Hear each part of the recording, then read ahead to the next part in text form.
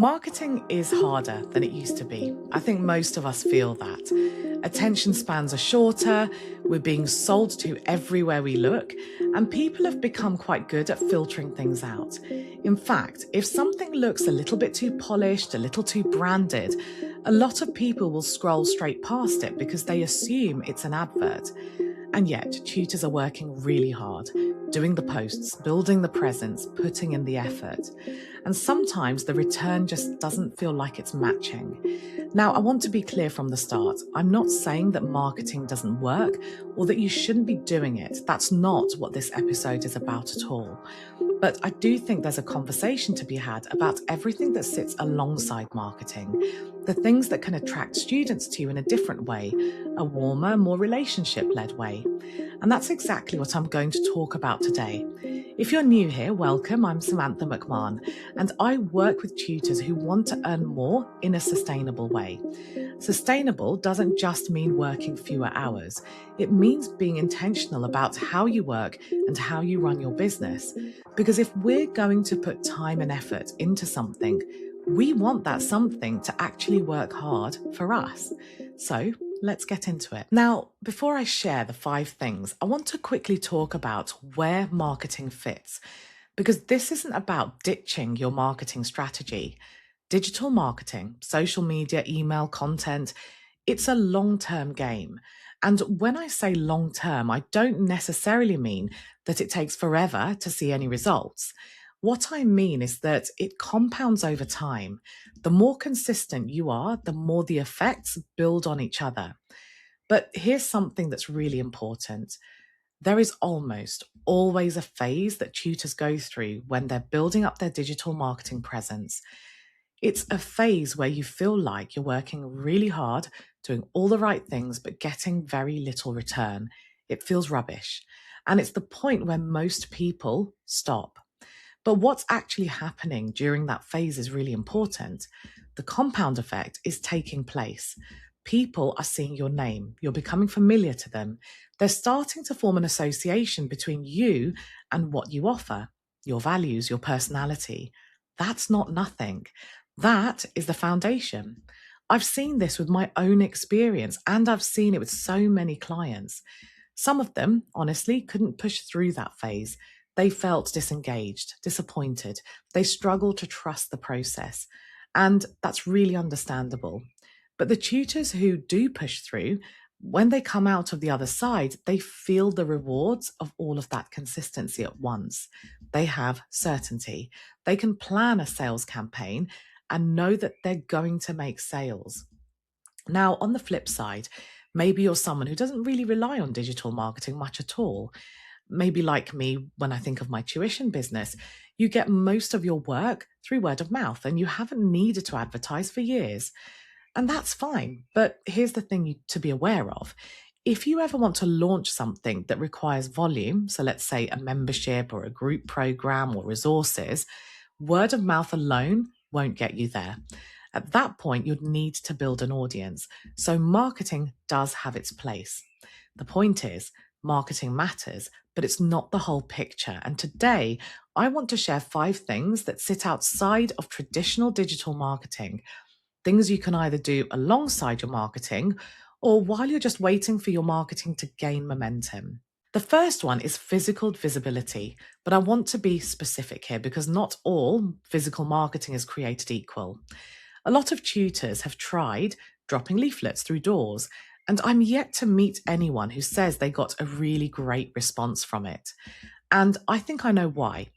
Think about all the leaflets that land on your own doormat. How many do you actually read? And even if you do glance at one, there's no qualification happening. One, you might be posting to an elderly couple, for example, with no school-age children, and their own children have grown up and their grandchildren have grown up, for instance. It's just so random. It relies on luck. What I would encourage you to do is to think about it instead as a one-to-many approach with intention built in. So instead of dropping 100 leaflets through 100 random doors, you take those same leaflets and place them on the front desk of a children's activity provider, a music school, a local sports club, a coffee shop near a local school, where parents often stop after the school run. One poster, many people walking past it, and those people are already much more likely to be your ideal clients. I'll give you some ideas from my clients. One of my clients, he sponsors the kit for a local children's football club. Now, his children actually plays for that club. And as a business, they also have an advert along the side of the pitch. So you've got the community goodwill, the visibility with the parents watching every week, and their child's involvement, making it feel really warm and genuine. That's not random, that's more targeted. Now, nothing is watertight, of course, but it's a lot more intentional than just posting into the unknown. The second one is networking. And before you close this episode, hear me out. Even if you're an online tutor, here is what makes networking, whether it's in person or not, really powerful. I'll start with in person. When you meet someone face to face, you're forming a real relationship. You're not relying on an algorithm to show them your post. You're not hoping that a stranger on the internet decides to trust a name they've seen a few times. You're actually there. You're memorable. And here's something specific about tutors. Any adult you speak to could potentially be connected to someone who needs you. They might have a child themselves. They might know a parent who has been asking around. So you're never just networking in the traditional sense. You're building relationships with people who could lead you to your next client without even meaning to. Now, local Facebooks are great at, for your starting point. You could often find how a lot of areas have informal coffee mornings for small business owners. Low key, low pressure, and, genuinely worthwhile. Of course, you've got the larger and more formal networking groups as well. And within this kind of category of networking, I also want to mention networking with other tutors specifically. There's a tutor that I know. We've only ever connected online. I've never even heard his voice. And over the years, he has sent me a significant amount of work, a significant number of tutees, simply because there's a really natural transition between what he teaches and what I teach. That kind of relationship is genuinely valuable. In the Tutors Mastermind, which is my membership, I always encourage members to connect with each other because beyond the referrals, there's also something else. Running a business on your own can be lonely, and having people around you who just genuinely get it, who've lived the same challenges, who understand what this feels like, makes the whole experience feel a lot more human. Now, here's a little note if you're quite shy or for whatever reason you just don't really like social situations as such. Some of my clients find traditional networking uncomfortable, and that's completely fine. There are always versions that work better for different people, smaller groups, for instance, online communities, accountability, partnerships. The goal is genuine connection, not something that's performative. Now, on the subject of things like conferences and awards, like the larger gatherings, I want to be really honest with you, and I'll just speak from my experience. My experience is that these can be harder for genuine networking. Conferences are information heavy and very tiring. Awards evenings tend to be social occasions where people gravitate towards the people they already know. Now, that's not a reason to avoid them, but just go in with realistic expectations if you're hoping to network in this kind of way. Where I've seen the most genuine connection at these kind of events is at smaller, focused events with a shared purpose. When everyone is there for the same reason, conversations tend to go deeper. So just keep that in mind when you're deciding where to invest your time. Now, the third one, I'm going to talk about our tuition agencies. And I know this might create a reaction, but just stay with me. I come from a corporate business training background, which was my career before I was a teacher. And when I was doing that, working with agents was completely normal. You got placed, you did the work, they took a fee, nobody questioned it. But in the tuition world, there's a really kind of strange perception that working with an agency is somehow a sign that you can't get your own clients, that it's for beginners or for people who are struggling, and how dare an agency take a fee and stuff like that. I genuinely don't think that's right. Think about what an agency actually does. They do the marketing, they attract the client, they manage the relationships, they handle a lot of the admin, they absorb the liability. That's a significant amount of work they're doing so that you don't have to. So when you're an independent tutor doing everything yourself, the marketing, the invoicing, the systems, the onboarding, that costs you time and money too. You might pay for a VA, a CRM, like a tutor system that does your invoicing for you, accounts packages. It costs you your time, your own hours. So the fee that an agency might take, it may well actually be less than what you're already spending to achieve the same result yourself. Now, of course, there are good agencies and not so good agencies, but as with everything, but a blanket dismissal of the whole model isn't really necessary. I don't think it necessarily serves us. Here's how I would encourage you to think about it. Ask yourself, what does my business need right now?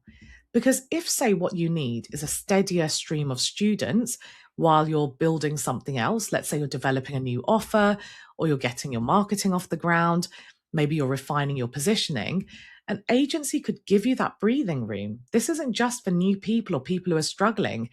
If I wanted more students right now, rather than reviving my Facebook page, let's say I wasn't getting anything word of mouth, instead of trying to work really hard on a platform like Facebook, I'd go to an agency. I'd sign up to a number of agencies, honestly, because it's the easier route. I don't have to spend my time doing all of that. So it does give you breathing room. A reliable income in the background while you focus your energy on what you're building could be really useful. And there's no rule that says you can only have one source of students. Multiple streams are a strength.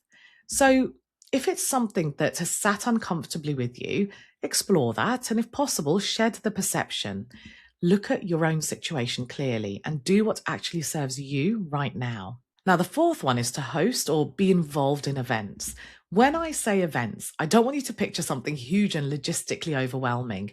It genuinely doesn't have to be. One of my clients specializes in 11 plus preparation locally. His ideal students join in year 4, so they get the full support across the journey. So I suggested that he considered running a simple open evening because he's an in-person tutor and he has a centre. So I suggested that he runs an open evening for year 3 and year 4 parents. Just, half an hour of talking, let's say, teas and coffees, children can be welcome. And he could cover what parents actually need to know at that stage because there is so much conflicting advice and just so much information out there anyway that parents are often confused and they're overwhelmed. Now, that's essentially a webinar, but in person, and it works for exactly the same reasons a webinar works. You're sharing valuable information, you're demonstrating your expertise, you're becoming a person people associate with that problem, and you're doing it in a room with the exact parents who have that problem. You're building relationships, you're demonstrating how you problem solve and answer questions. I ran a free online summit for tutors a while back in February, and it went so well that I'm going to do it again. I plan to make it an annual event. Now, on the main day, I didn't actually speak, I just hosted. And yet quite a few people who attended, who had never met me before, actually have gone on to work with me. Some of them joined the waiting list for the Tutors Mastermind, and a few of them actually booked a discovery call with me, and they now work with me one-to-one. And I think it's largely because they'd come into my world in a warm and generous way. That's always worked best. Like I've seen it time and time again. Another client of mine, she runs a charity-facing event once a year. She's done organized things like sponsored runs, but also she gets involved in things like helping organize local school fun runs at their fetes. So nothing massive, but it really keeps her visible in the community in a way that makes her feel really good. And it's actually opened doors with some local schools that she wouldn't have had otherwise. And then there's the collaborative version of kind of running or hosting an event. One of the most effective things I did for my own tutoring visibility years ago was I collaborated with a maths tutor. So I teach English, we had very complementary subjects. And what we did, I remember one of the things we did was we each interviewed the other for our audiences. It didn't take much time. We didn't really plan it. We just went online and did it. It was simple and so effective. We got in front of each other's audiences with something that was generous and just genuinely helpful.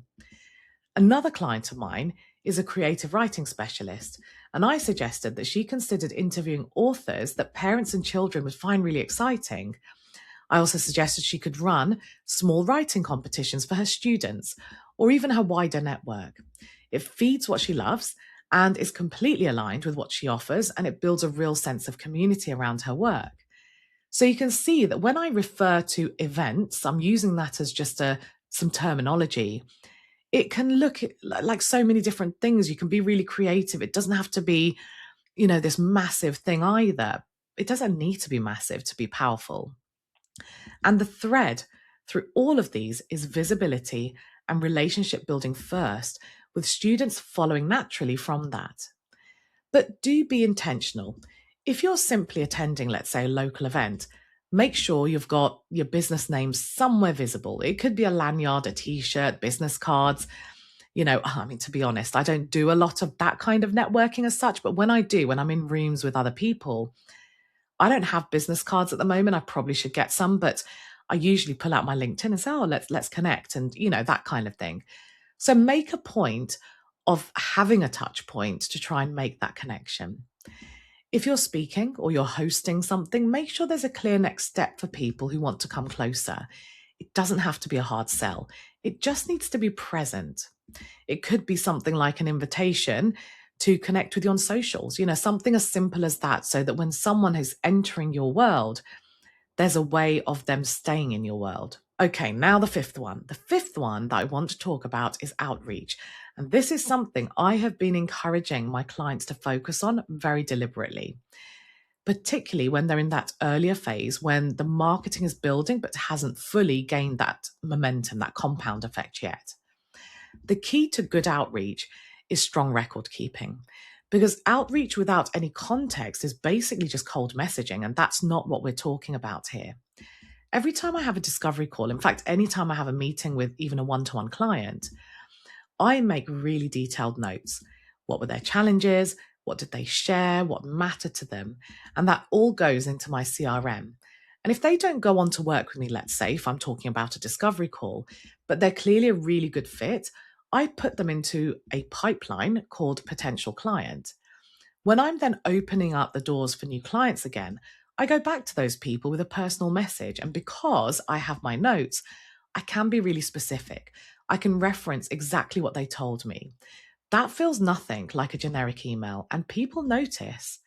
I also use Zoom's built-in transcription tool to keep a record of conversations. I actually noticed just today that ClickUp has got an inbuilt one as well. And there are loads of tools you can use. Now, this gives me the actual words that people are using, and that's useful for both personalizing future outreach, but also for understanding how people describe their own situations. Now, you don't need a CRM, you don't need anything fancy to do this. Something like Trello or an organized spreadsheet works perfectly well. The point is that you have the information and that you actually use it. Now, for tutors, outreach might look like reaching out to parents who you've spoken to before who didn't go on to book, or past clients because maybe they've got younger siblings coming up, or because something new you're offering is a really good fit for them, or even existing clients about something additional that could benefit them. I've been tracking this across my own experience and with my clients, and roughly 1 in 5 people that you reach out to in this warm, personal way say yes. 1 in 5. That's a really meaningful return for a relatively small amount of effort. Now, a little note on these conversations. Before I wrap up, I want to just add one more thing that just cuts across all 5 of these. A lot of what I've described today involves real conversations. And when you're having those conversations, you don't need to be artificial or have some kind of agenda, but you can be a little intentional. So if someone mentions, let's say, that their child is struggling with something that you could help with, and you find yourself thinking, oh, I could support them, I'd love to work with them, share a story. Just tell them about someone you've worked with in a similar situation and what changed for them. That's the same as dropping in a case study during a webinar, let's say. just in conversation form. When I teach discovery call structure to my clients, I always encourage them to weave in these kinds of stories throughout. They are trust signals, they're authority signals. They help someone feel that you genuinely understand their situation and that you can help. You're not being fake, you're not manufacturing connection. You're just making sure that if the opportunity is there, you're not leaving it on the table. Sometimes that's a direct invitation, come to my event, let's have a chat. Sometimes it's much softer. A story shared, a door left open. There's no formula, but the intention does matter. So, to bring all 5 together, think about physical visibility, but make it intentional and one-to-many. Choose the places where your ideal clients are already gathering. Think about networking with local business owners, with other tutors, with your community. Build real relationships and let those compound over time. Consider agencies with fresh eyes and without the baggage. They might be exactly the right tool for where you are right now. Get involved in events, hosting, speaking, collaborating, or just simply being present. Make sure you're visible and that there's always a way for people to come closer if they want to. And do your outreach. Do it warmly, personally, and with really good notes behind you.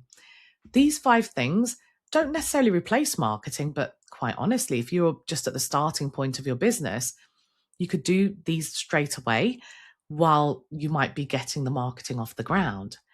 But they do work really beautifully alongside marketing as well. And for some of you, they might be exactly what you need right now. Now, thanks as always for giving me your time. And if this episode has been useful, I'd really appreciate it if you left a review on Apple Podcast. It makes a genuine difference to small podcasters like me who want to reach more people. And if you're watching on YouTube, make sure you're subscribed so you don't miss what's coming up.